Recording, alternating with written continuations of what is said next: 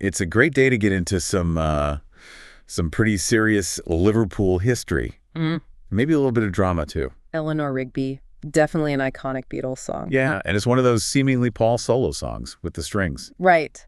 But even though it was a Paul song, John Lennon said later on that he deserved a lot of the credit for that song. And there it is. You're going right to the heart of the conflict. That really bitter public fight over who wrote it. That's exactly what we're going to unpack for you. This isn't just about the music, then. No, not at all. We're going to look at the true, kind of bizarre history of this song. There's a real-life ghost behind the name, a totally radical arrangement, Yeah. and then, of course, that famous argument over the lyrics. Okay, so let's get into it. The story really seems to be rooted in a very specific place. A place that's, it's basically sacred ground in Beatles lore. Mm-hmm. You have to start at St. Peter's Church in Walton, Liverpool. Which is, it's just so significant. It's everything. That churchyard is the exact spot where John and Paul first met, July 1957. It's ground zero for the whole Beatles phenomenon. And years later, when Paul has this haunting melody, he's looking for a name for his character. And it wasn't Eleanor Rigby at first, was it? Oh, not even close. The first draft name, believe it or not, was Miss Daisy Hawkins. Miss Daisy Hawkins. Yeah, can you imagine? Miss Daisy Hawkins picks up the rice. Yeah. It just doesn't have that same, that weight, that melancholy. No, it sounds like a different kind of song entirely. Yeah. So how do we get from Daisy Hawkins to Eleanor Rigby? Well, it was a bit of a patchwork. The name Eleanor came from the actress Eleanor Braun. From the movie Help. Exactly. She was just fresh in their minds. And the Rigby part is almost comically mundane. Paul saw a shop sign in Bristol. Right, Rigby and Evans. Rigby and Evans Ltd, wine and spirit shippers. It was literally the name of a liquor store. So you take an actress's name and a wine merchant's name, and you get this icon of loneliness. But this is where the story takes a turn, right? It gets a little spooky. It's very spooky. Oh. Because this is the big coincidence. The headstone. In that same churchyard. In that exact churchyard, St. Peter's.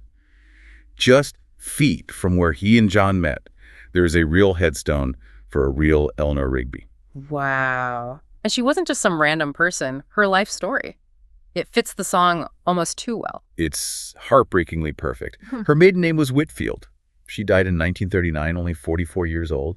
And her profession, she was a scullery maid. A scullery maid. That's the very definition of an anonymous, forgotten life. It's almost unbelievable. It is. She is the ghost in the machine of that song. And to make the coincidence even crazier, right next to her grave is a headstone for a man named John Mackenzie. No, that is just too much. Father Mackenzie. Yeah, the very same last name. If you wrote this in a novel, people would say it was too convenient. But it's true. Yet for years, Paul insisted he just made the name up. He denied the connection completely. He did. I think, as an artist, he wanted to protect the idea of pure creation. He didn't want people to think he just copied a name off a gravestone. But he eventually came around, didn't he? He changed his story. He did. He later admitted that, he and John used to hang out in that graveyard all the time as kids. They'd just sit there. So the name wasn't a conscious discovery. Exactly. Yeah. That's the key. It was lodged deep in his subconscious. So when he needed this perfect, sad-sounding name years later, it surfaced. It was a memory, not an invention. That honestly makes the song even more powerful. It feels like it was channeled from somewhere. It really does. And that level of storytelling needed an equally revolutionary sound to go with it. Which brings us to the musical arrangement and the fact that none of the Beatles actually play their instruments on this track. It's one of their most famous songs, and the band is silent. No guitars, no drums, and no bass. All of it gone. All of it. This is Paul's lead vocal with John and George on these incredibly tight, powerful harmonies. And that string octet. The string octet. That sound is just unforgettable. 8 players, right? 4 violins, 2 violas, 2 cellos. Yeah. And all the credit for that soundscape has to go to George Martin. He was the architect. He really was. And he didn't want it to sound like a typical lush string section. No, quite the opposite. He told them to play very aggressively. The instruction was apparently to attack the notes, to play it almost like a percussion instrument. Attacking them? That sounds intense. It was. They mic'd the instruments extremely close, so you get this very raw, almost abrasive texture. It creates this feeling of anxiety that runs under the whole song. Like a film score. Exactly. Like a score for a really grim black and white British film. In 1966, for a rock band to do this, It was completely boundary pushing. They were making a serious artistic statement. And you can even hear it in Paul's vocal, can't you? It's probably the strongest, most pronounced British accent on any Beatles record. Oh, absolutely. They weren't trying to sound American here. This is a very specific, very British story about British loneliness. That delivery just makes it all the more real. Which brings us right back to the words, to the literary part of it. And this is where the studio became, a bit of a battleground. Right. Who really wrote the lyrics for all the lonely people. This argument, it's a perfect snapshot of the growing tension between John and Paul.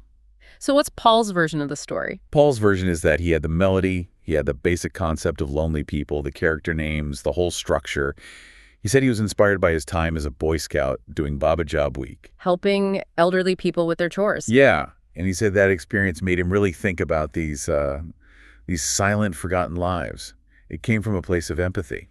But he does admit other people chimed in. He does. He said people who were just hanging around the studio, like his friend Pete Shotton, maybe even Marianne Faithfull, threw in a line here or there. But the real conflict is with John, because John's claim in 1980 wasn't just that he helped. He said he wrote about 80% of the lyrics. It's a massive claim. And you have to understand the context. This is late career John, who was, in some ways, trying to rewrite the history of the partnership. He felt Paul was getting too much credit for some of their biggest songs. So we have Paul with the concept and the structure, and John claiming most of the actual poetry. So what's the most likely truth here? Where do we land? I think the most logical conclusion is that it was a true, probably tense collaboration on the actual words. Paul had the narrative framework. John brought the darker, more cynical details. Are there lines that just scream John Lennon? Oh, definitely. The one everyone points to is wearing the face that she keeps in a jar by the door.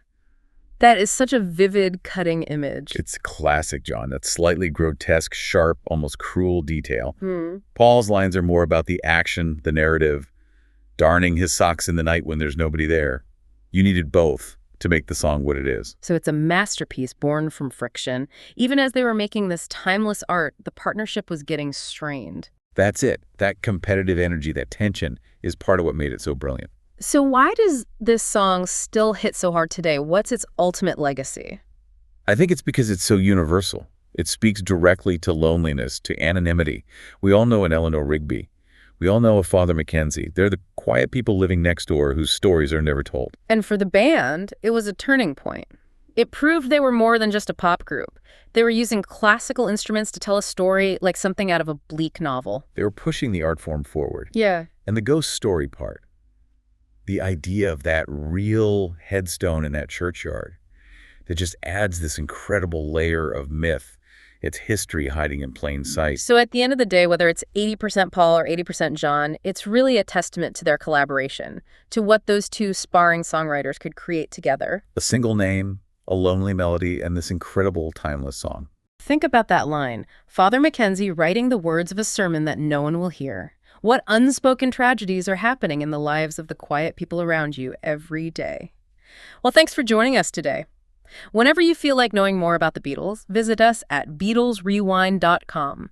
Every day, we do something new there. Song reviews, album reviews, movie reviews, book reviews, documentaries, trivia, all things Beatles, every day, 8 days a week. You can find us on the website, BeatlesRewind.com. You can subscribe on Spotify, Apple Podcasts, YouTube, Amazon Podcasts, practically anywhere on the inner tubes. The Beatles, all day, every day. Cass will do it again tomorrow. Right? We certainly will. Yeah. Farewell for now. Until next time, when you listen. Your mind conducts its own symphony.